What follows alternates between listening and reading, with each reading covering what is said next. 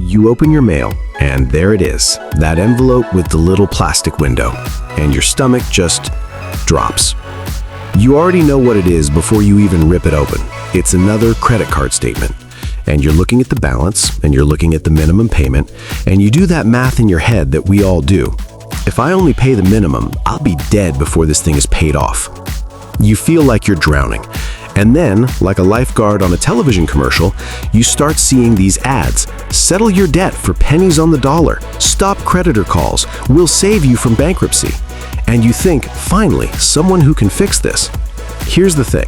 Those companies, they are not lifeguards. They are guys in a rowboat selling you a life jacket they bought at a garage sale for $5. They're going to charge you thousands of dollars to do something that is actually incredibly simple. My name is Thomas, and I spend way too much time thinking about how to settle credit card debts with the credit card companies. If you're someone who is tired of feeling like your paycheck is already spent before you even get it, make sure to hit the subscribe button and give this video a thumbs up if this helps you out. Because today, we are going to talk about why you do not need to pay a debt relief company a single dime. And I'm going to show you exactly how to do it yourself. Look, I get the appeal. These companies run commercials that make it look like they have some magic legal wand. They make it look complicated so you think you need them. But here is the statistic that will make your blood boil. The average debt settlement company charges between 15 and 25% of your total enrolled debt as a fee. Let's do the math on that. Let's say you have $15,000 in credit card debt. You sign up with We Settle Debt for You. They say, great, stop paying your credit cards, pay us monthly instead, and we'll negotiate for you. You stop paying the cards, your credit score drops. The collectors start calling you. Meanwhile, you're paying this company, say $400 a month. But here's the kicker. They aren't paying your debt yet. They are holding your money in a savings account. They wait until you have enough saved up to make a lump sum offer. Eventually, they call the credit card company. They settled your $15,000 debt for $7,500. Sounds great, right? Half off. But wait, you paid the settlement company 20% of that original $15,000 as a fee. That's $3,000. So you paid $7,500 to the bank, you paid $3,000 to the middleman. Your total cost? $10,500. If you had done it yourself, your cost is $7,500. You just lost $3,000 because you were too scared to pick up the phone. That $3,000 is the price of your fear, and I don't want you to pay that tax. Here's what most people don't realize. Debt settlement companies have no special relationship with the banks that you don't have. They don't have a secret hotline. They don't have a friend at Capital One who gives them a better deal. In fact, banks hate dealing with these third-party companies because they are often slow, unprofessional, and misrepresent the client. Now, you might be thinking, but Thomas, I don't want to talk to the collectors. That's why I want to hire them. The collectors are mean. I get it, I really do. Nobody wakes up wanting to argue with a stranger on the phone about money they don't have. It's awkward, it's scary, it feels like you're admitting you're a failure. But here is the psychological shift you have to make. You have to stop viewing them as a scary authority figure and start viewing them as a salesman.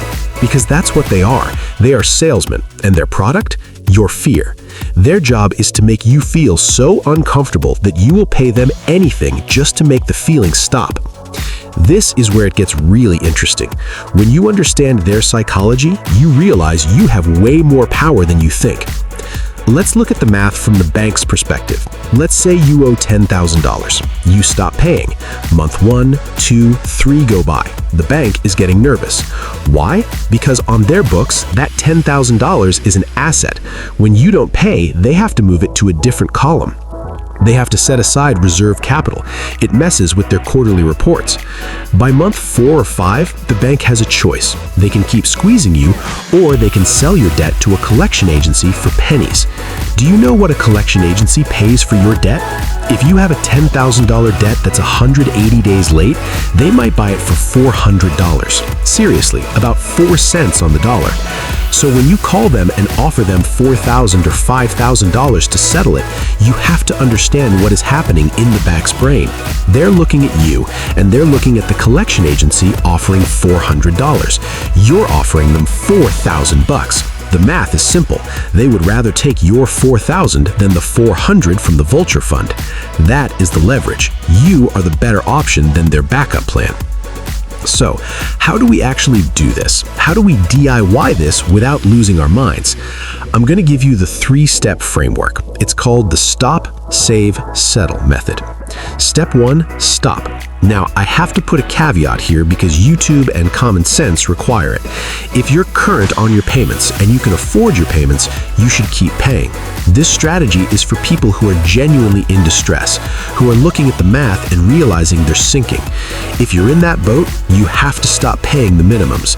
I know that feels wrong. It feels like you're doing something bad. But look at the math. If you pay $300 on a $10,000 debt and the interest is 25%, you're literally treading water. You're paying just to stay in the same place. By stopping, you free up that $300. That $300 is now your war chest. That is your settlement fund. You're going to put that money into a separate savings account every single month. Not a checking account attached to your debit card, a savings account that's a little harder to touch. While you're saving, the phone is going to ring a lot. When they call, you do not need to argue. You do not need to explain that your aunt got sick or that you lost your job. They don't actually care. They care about getting paid. You need one sentence. Write this down. I am experiencing a temporary financial hardship, but I'm committed to resolving this debt. I cannot discuss payment today. Please note my current address on file and send me something in writing. Then hang up. That's it. Be boring. Be a broken record. The more you talk, the more they can trap you into a promise you can't keep. Step 2, save. You're going to do this for about 3 to 6 months. You are building a lump sum. Remember the math from earlier. If you owe $10,000, you want to save up at least $3,000 to $4,000 because you're going to offer 30 to 40%. You cannot settle debt with promises. You cannot settle debt with payment plans that you'll probably fail at again. Credit card companies only respect one thing: cash right now. If you call them and say, I can give you $4,000 today, right now, via wire transfer, their ears perk up. If you call and say, I can pay you $200 a month, they hang up. This is where the psychology gets deep.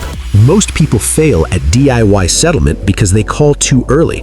They call when they have $500 in the bank, hoping to negotiate a $10,000 debt. It doesn't work. You have to have the money. You have to be ready to wire it the second they say yes. Step 3, settle. Okay, you've saved $4,000.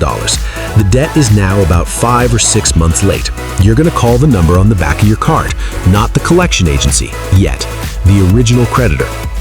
You're going to ask for the hardship department or settlement department. And here's the exact script I want you to use. Keep it on a notepad in front of you. Hi, I'm calling regarding account number XXXX. I've had a significant change in financial circumstances. I want to resolve this debt, but I cannot pay the full balance.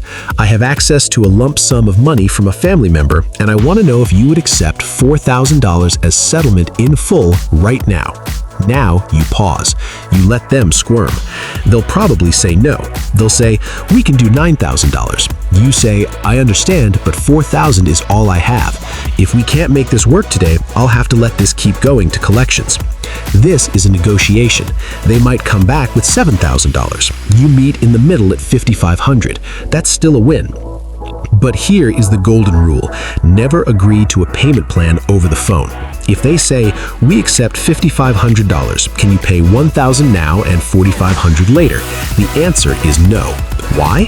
Because once you pay that first $1,000, you lose all your leverage. They will hound you for the rest. You wait until you have the full amount.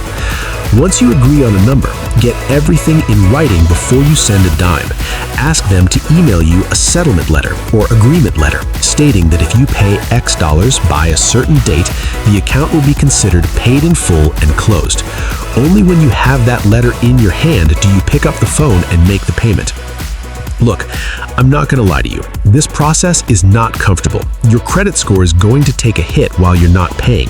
That's the reality. You're trading short-term credit score health for long-term financial survival. But here's the thing that the debt relief companies won't tell you. If you hire them, your credit score gets hit anyway because they use the exact same strategy. They stop paying your bills. So you might as well keep the $3,000 fee in your pocket and take the hit yourself. I had a friend, actually a buddy from college, who was in this exact spot.